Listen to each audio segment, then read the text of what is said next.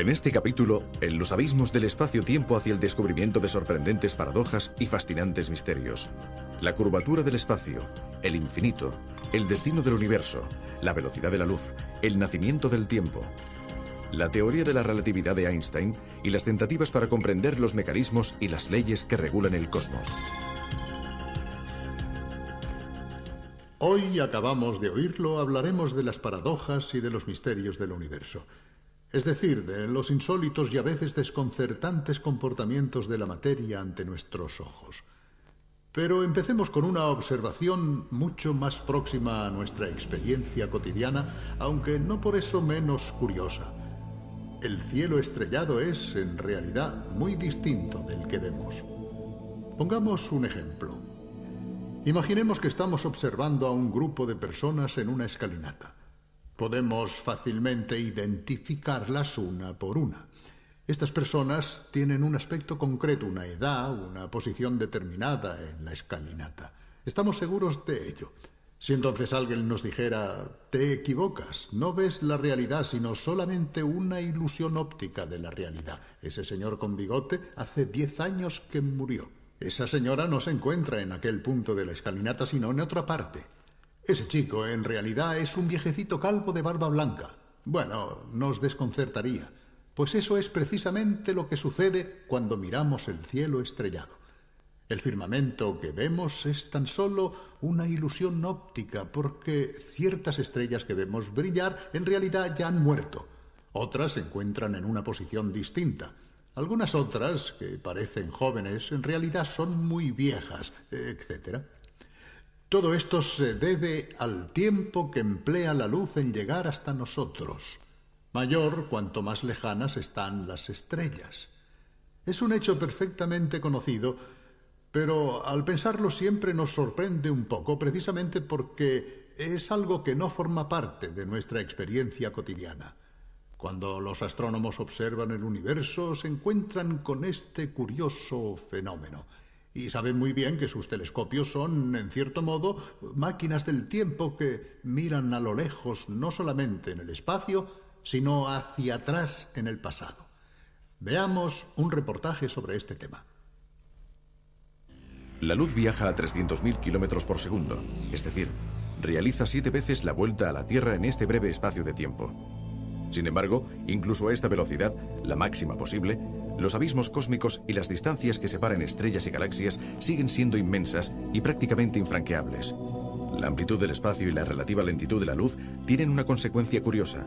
La luz que nos llega desde las estrellas surgió hace cientos de miles, quizás millones o miles de millones de años, y nos muestra el astro tal como era en épocas remotas, no como es ahora. Por eso los telescopios funcionan como auténticas máquinas del tiempo. Los objetos celestes que observamos no están lejos solamente en el espacio, sino también en el tiempo. Por ejemplo, la luz del Sol emplea 8 minutos en viajar de su superficie hasta nosotros. La luz de la estrella más cercana que vemos en la actualidad, Próxima Centauri, surgió hace 4 años y 4 meses. Cuando observamos el centro de la Vía Láctea, lo vemos tal como era hace 30.000 años, la época en que la luz que llega actualmente a la Tierra empezó su viaje desde esas remotas regiones cósmicas. La máquina del tiempo que se oculta en los telescopios acelera bruscamente al salir de nuestra galaxia. Nosotros vemos Andrómeda, la galaxia más cercana, tal como era hace 2 millones de años. De hecho, es el mismo tiempo que ha empleado la radiación luminosa en superar el abismo de espacio que nos separa de esa galaxia. Y si en Andrómeda una civilización tecnológicamente evolucionada pudiera observar nuestro planeta, no vería la Tierra actual, sino la de hace 2 millones de años, con nuestros antepasados los homínidos correteando todavía por la sabana africana. Incluso Andrómeda, pese a su lejanía, es una vecina cercana. Este cuásar está alejado 10.000 millones de años luz, es decir, su luz ha empleado 10.000 millones de años en llegar hasta nosotros. Conclusión: la imagen captada por el telescopio, en realidad, nos muestra cómo era aquel objeto hace 10.000 millones de años, o sea, cuando el universo era mucho más joven. Tampoco posibles mensajes de actividad extraterrestre captados por los radiotelescopios nos pondrían directamente en contacto con esos alienígenas inteligentes. Podría ser que la señal nos llegara cuando esa civilización ya se hubiese extinguido. Si existieran extraterrestres inteligentes a unos 30 años luz de nosotros, ahora empezarían a recibir los primeros capítulos de este concurso, cuando actualmente en la Tierra el programa es una reliquia casi olvidada de la historia de la televisión.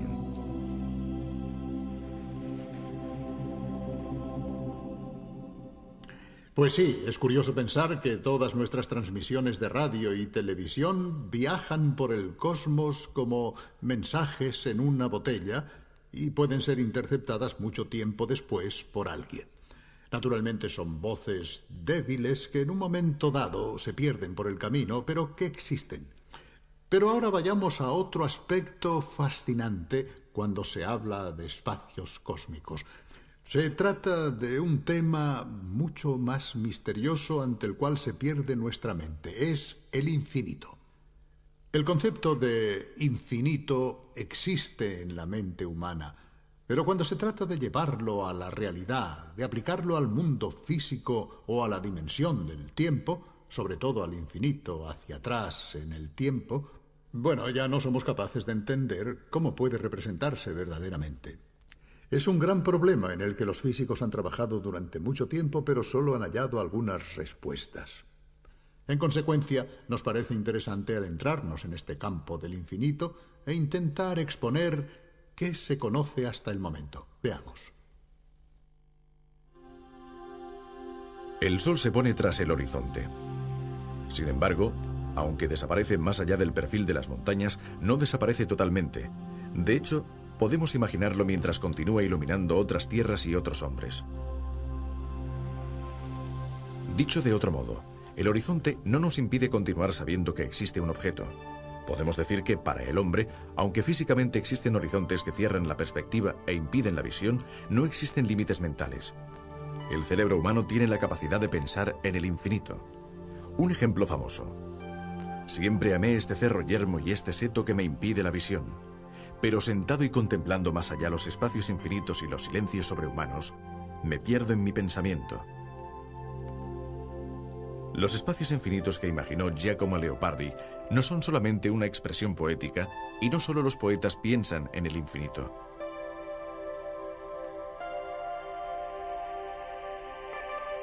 Veamos otro ejemplo.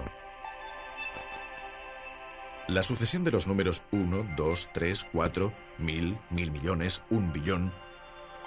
Siempre podremos decir uno más y concebir un número todavía mayor hasta el infinito.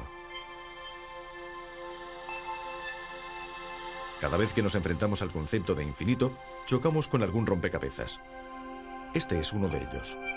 Desde la escuela sabemos que los números son infinitos, pero si solo consideramos los pares, nos parece que son exactamente la mitad de todos los números. Sin embargo, esta es la paradoja. Los números pares son infinitos al igual que la serie completa de números. Al hablar de infinito, la parte es igual al todo. Naturalmente, estos infinitos de los que nos hablan las matemáticas son solamente mentales, maneras de funcionar de nuestro cerebro. De hecho, podemos preguntarnos si el infinito solo existe verdaderamente en el mundo físico. ¿Podemos decir que el universo es infinito o que existen dimensiones infinitas? A primera vista parece difícil hallar el infinito en el mundo que nos rodea. Podemos preguntarnos si, por ejemplo, para vaciar todos los mares y los océanos con una cucharilla de té, serían necesarias infinitas cucharadas. Este número se puede calcular y escribir. Es 10 elevado a 24 cucharadas. Esta expresión significa un 1 seguido por 24 ceros y nos evita tener que inventar nombres estrambóticos para los números demasiado grandes. Si las cucharadas no son infinitas, ¿no podría ser infinita la cantidad de materia que existe en el universo? También esta cantidad se puede calcular. El universo que nosotros conocemos pesa 10 elevado a 58 gramos, es decir, 10 seguido por 58 ceros. Al medir el mundo físico se obtienen números increíbles, escritos con notaciones matemáticas inusitadas, pero no infinitos. Entonces, ¿no podría el infinito estar fuera de los confines del mundo físico, allá donde en lo muy grande o lo muy pequeño, el universo debería acabar? Veamos un imaginario zoom cósmico. Se trata de una famosa película que, partiendo de una pareja que hace picnic en un prado, nos lleva hasta los confines del universo. Ya hemos salido. 10.000 metros, 100 kilómetros. Estamos saliendo del planeta Tierra.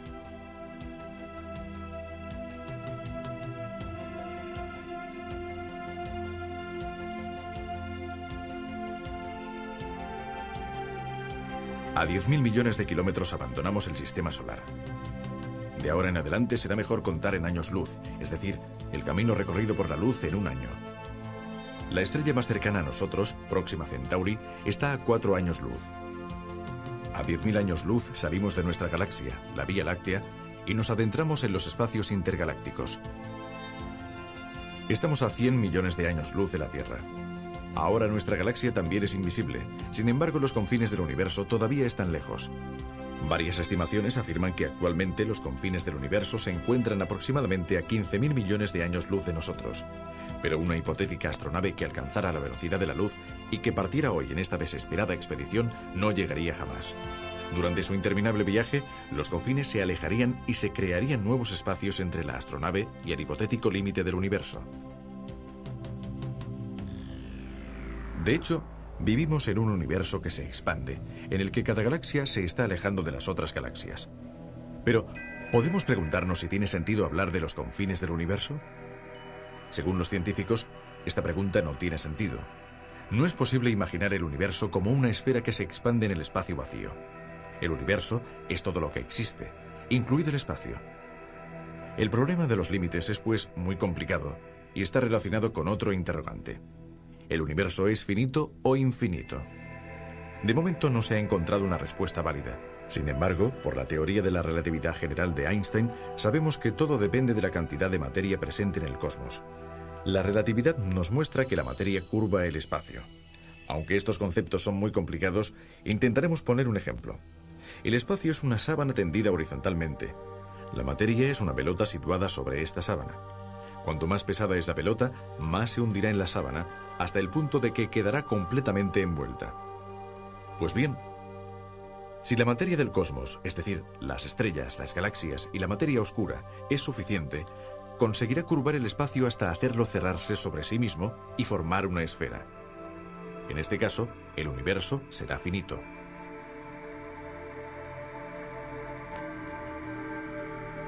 Si la materia no es suficiente, el espacio se curvará, pero no se cerrará y podrá tener, por ejemplo, una forma geométrica abierta. El universo será entonces infinito. Pero quizá las consecuencias de un universo abierto o cerrado nos ayuden a comprender mejor el espacio curvo. Si el espacio está cerrado sobre sí mismo, un rayo de luz que parta de un punto volverá al mismo punto después de miles de millones de años y de haber recorrido una gigantesca circunferencia. Sería casi como dar la vuelta a la Tierra partiendo hacia el este y volviendo por el oeste. Si el universo no está cerrado, el rayo de luz no volverá al punto de partida y se perderá en el infinito. No encontraremos límites en ninguno de los casos. Naturalmente no advertimos la curvatura del espacio, igual que nuestros lejanos antepasados no advertían la curvatura de la Tierra, porque solamente veían porciones demasiado pequeñas. Si no podemos decidir si el espacio es finito o infinito, ¿qué podemos decir del tiempo? ¿Ha existido siempre o hubo un instante cero? ¿Acabará el tiempo o avanzará para siempre? Si miramos hacia el pasado, el tiempo no es infinito. De hecho, nació hace 15.000 millones de años en el Big Bang. Pero si, en cambio, consideramos el futuro, las cosas resultan más complicadas. La teoría de la relatividad de Einstein demuestra que este interrogante equivale a preguntarse si el universo está espacialmente cerrado o abierto. Einstein demostró que si el universo está cerrado, entonces el tiempo es finito y el mismo universo, después de un periodo de expansión, invertirá su marcha y se contraerá hasta el colapso final. En este caso, el universo, el espacio y el tiempo tendrían un final. Si el universo es espacialmente infinito, también es infinito el tiempo y seguirá expandiéndose siempre. En consecuencia, todavía no somos capaces de saber si el espacio y el tiempo son finitos o infinitos. Pero tal vez podamos establecer que el infinito se encuentra en nuestras estructuras físicas en lugar de los confines del universo. En otras palabras, ¿se pueden encontrar partículas cada vez más pequeñas en la base de la materia? Aquí está de nuevo nuestro zoom, esta vez partiendo de una mano.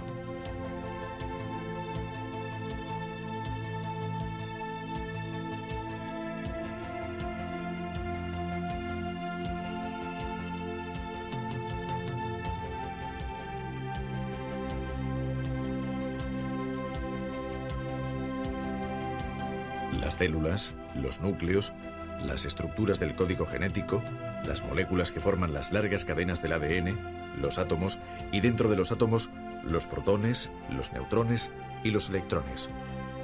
Finalmente, después de los protones y los neutrones, los quarks. ¿Hay algo más después de los quarks y los electrones o son el límite último? Según las más recientes investigaciones, parece ser que los quarks y los electrones son realmente este límite último. De todas formas, algunos resultados obtenidos en el Fermilab han levantado algunas dudas. Quizá los quarks también están compuestos por otras partículas. El telescopio espacial Hubble está escrutando objetos celestes a miles de millones de años luz de distancia, mientras que en el CERN de Ginebra y en el Fermilab de Chicago, nuevos experimentos y nuevas máquinas permitirán estudiar con una precisión cada vez mayor las partículas nucleares más pequeñas. Estas investigaciones representarán sin duda otro auténtico avance hacia la comprensión del infinito. Entonces, es de esperar que los pasos que todavía debemos dar no sean a su vez infinitos.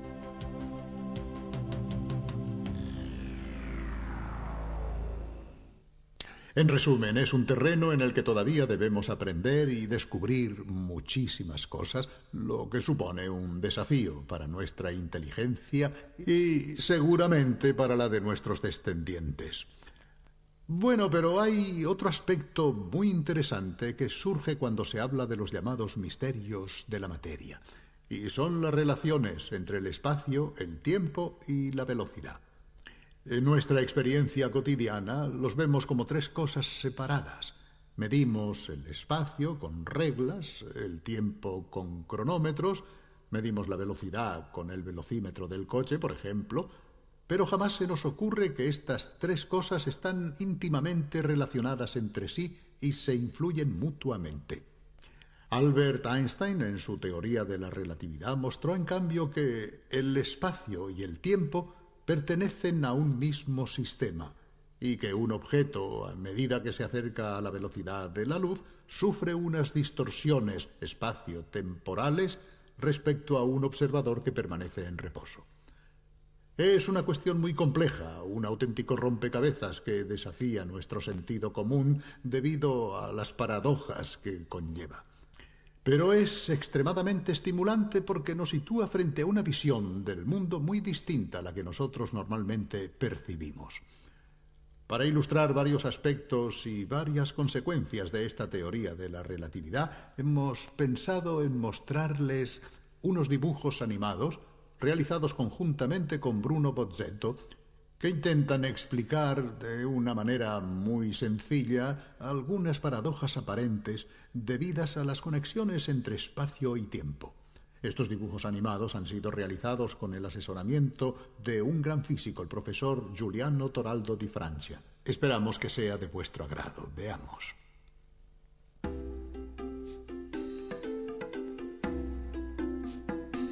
En el transcurso de la historia, el hombre se ha encontrado frente a nuevos descubrimientos que han convulsionado sus conocimientos.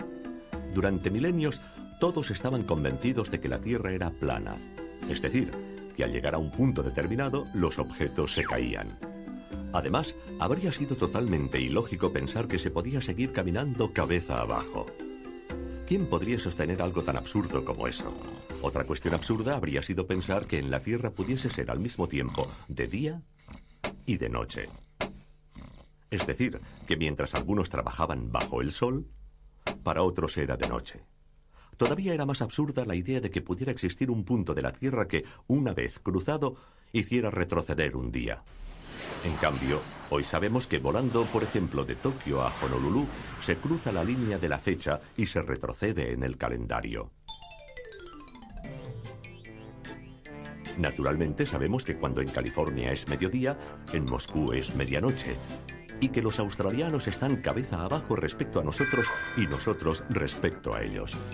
En el pasado, todas estas cosas estaban fuera del alcance de la experiencia humana y, en consecuencia, parecían incomprensibles. Actualmente, a nosotros también nos parecen incomprensibles las paradojas del espacio y del tiempo derivadas de la teoría de la relatividad, precisamente porque están fuera de nuestra experiencia cotidiana. Por ejemplo, ¿cómo es posible que cuanto más cerca se está de la velocidad de la luz, más lentamente transcurra el tiempo? cómo entender que si un astronauta viaja durante un tiempo a una velocidad cercana a la de la luz, cuando regrese a la Tierra encontrará a su hermano gemelo mucho más viejo que él. ¿Y cómo es posible que a esta altísima velocidad un objeto se contraiga aumentando su masa? El hecho es que estas paradojas nos parecerían totalmente normales si formaran parte de nuestra experiencia cotidiana. Pero esto no sucede por una sencilla razón. Estos fenómenos se hacen evidentes únicamente al viajar a velocidades muy cercanas a la de la luz, y estas velocidades están más allá de nuestra capacidad. Basta con pensar que el objeto más veloz que ha construido el hombre es una sonda interplanetaria que en el momento de máxima velocidad puede alcanzar aproximadamente los 20 kilómetros por segundo. Pues bien, la luz es 15.000 veces más veloz. 300.000 kilómetros por segundo, es decir, que un vehículo interplanetario actual comparado con la luz se encuentra en la misma situación que una tortuga en relación a un reactor. Es 15.000 veces más lento. Por esta razón, nunca hemos podido entrar en la zona mágica en la que tienen lugar estas paradojas. Pero, ¿por qué suceden únicamente cerca de la velocidad de la luz? En realidad, se producen siempre, incluso a baja velocidad. Pero los efectos son demasiado pequeños para que nos demos cuenta. De hecho, su crecimiento es muy rápido al aumentar la velocidad. Basta con un simple ejemplo para entender este concepto. Cogemos un objeto de metal y lo acercamos poco a poco a un imán. Cuando está a 1 metro, el efecto de atracción no se advierte, aunque en teoría existe ligeramente. Tampoco sucede nada a medio metro, y tampoco a 20 centímetros. Pero a medida que nos acercamos, esta atracción empieza a notarse y aumenta cada vez más. En el último centímetro se hace muy fuerte, y en el último milímetro, fortísima. Finalmente, en la última milésima de milímetro es casi irresistible. Con los efectos de la relatividad sucede algo parecido. Con la velocidad del automóvil estamos aquí. Con la del cohete interplanetario aquí. Es decir, en un punto en el que, en teoría, el efecto de la relatividad existe pero es inapreciable. Solo disponiendo de astronaves capaces de acercarse a la velocidad de la luz, entraríamos en el terreno de los efectos muy evidentes y bastaría, cada vez, un pequeño acercamiento para multiplicar este efecto y amplificar las consecuencias. De hecho, según una tabla aproximativa, suponiendo que una astronave parta hoy y regrese dentro de 1000 años, viajando a 294.000 kilómetros por segundo, el tiempo relativo a bordo sería de 200 años. Pero sería suficiente con acelerar un poco, es decir, llegar a 299.792 kilómetros por segundo para reducir el tiempo a solo 2 meses. Después, bastaría con acelerar muy poco, solamente 4 centímetros por segundo, para hacer descender el tiempo relativo a bordo a solo 3 días. Partiendo de esta base, podemos llegar a una consideración que normalmente se olvida. Hemos visto que la velocidad de la luz es muy elevada. 300.000 kilómetros por segundo. Pero solo resulta muy elevada si la comparamos con nuestra manera de vivir y de movernos. Es decir, si la comparamos con una bicicleta, con un avión e incluso con un cohete. Contemplándola en el panorama general del universo, se trata en realidad de una velocidad bastante modesta. ¿Por qué? Porque es cierto que un fotón de luz emplea menos de 1,5 segundos para ir de la Tierra a la Luna.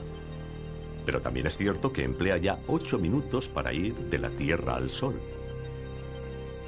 Si nosotros pudiéramos estar en el planeta Urano y viéramos viajar los destellos de luz de la Tierra al Sol, nos daríamos cuenta de que esta velocidad no es tan elevada. Veríamos avanzar la luz como un caracol. Si después nos situáramos en una estrella y observáramos los destellos de luz viajando entre la Tierra y la estrella más cercana, veríamos cómo realizan este trayecto en 4 años. Finalmente, si nos situáramos fuera de nuestra galaxia y viéramos avanzar la luz de un extremo a otro de la galaxia, veríamos cómo realiza este trayecto en unos 100.000 años. Es decir, nos parecería casi inmóvil. A partir de aquí, podemos ejercitar nuestra imaginación. Supongamos que la velocidad de la luz no es de 300.000 kilómetros por segundo, sino mucho menor, solo de 100 kilómetros por hora. Pues bien, en ese caso, nosotros podríamos experimentar cotidianamente los efectos de la relatividad.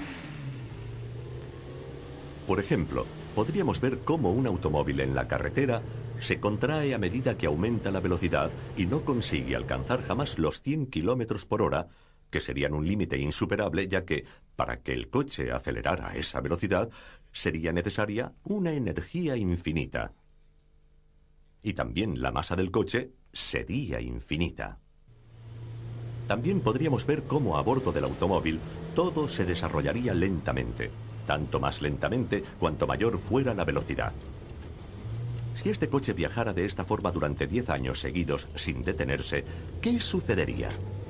Pues bien, al llegar a casa y frenar, la longitud volvería a ser la misma de antes y el tiempo a bordo transcurriría tan bien como antes. Pero, mientras que para la gente que se quedó en casa habrían pasado realmente 10 años, para los que estaban a bordo habría pasado mucho menos tiempo, quizás solo 10 semanas o 10 días, según la velocidad, debido a la mayor lentitud del tiempo, y en consecuencia, a la mayor lentitud de la vida y de los procesos vitales. En un mundo como este, los efectos de la relatividad serían una rutina cotidiana. Por ejemplo, en un partido de tenis, debido al efecto de la velocidad, la pelota se contraería en cada golpe. Después, al detenerse, volvería a sus dimensiones anteriores. Después de un tiempo, ya no tendríamos en cuenta lo extraño del caso y lo consideraríamos una ley física normal, como en realidad es. Y al subir a un tren que viajara de Turín a Roma, sabríamos perfectamente que, mientras los relojes de las estaciones ferroviarias señalan una duración del viaje de 8 horas, nuestro reloj señalaría quizá solo 1 hora, porque al viajar cerca de la velocidad de la luz, habríamos vivido más lentamente. Y cuando hubiéramos llegado, volveríamos a situar las manecillas correctamente, tal como hacemos al bajar de un avión que ha atravesado distintos usos horarios. En resumen, los efectos de la relatividad ya no nos sorprenderían si viviéramos en esta dimensión que en realidad no podemos experimentar porque la velocidad de la luz es demasiado elevada para nosotros. Naturalmente, permanece un gran interrogante, un enigma que sigue desafiando nuestra mente. ¿Por qué sucede todo esto? ¿Por qué motivo cambian el tiempo y las dimensiones con la velocidad? En cierto sentido, la respuesta es muy sencilla. Siempre ha sido así, aunque nosotros no nos hayamos dado cuenta porque nunca hemos experimentado estas velocidades.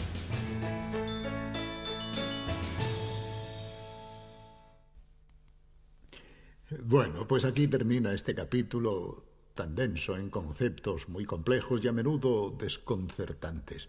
Pero ya es habitual que la física nos haga entrar en laberintos en los que debemos cambiar la lógica con la que razonamos a diario. También la lógica, en cierto sentido, debe sufrir las mismas distorsiones que la materia.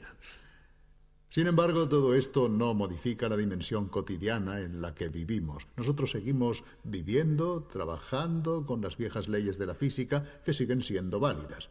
Vamos siempre en bicicleta con las leyes de Newton, por así decirlo. Pero la relatividad, como la mecánica cuántica o el estudio del comportamiento de las partículas en los aceleradores, amplía nuestros horizontes y nos muestra que el universo, los átomos, la materia que nos rodea, tienen propiedades insospechadas que precisamente pueden parecernos paradójicas. Y todo esto forma parte del mundo de la investigación. Hasta pronto, hasta la vista.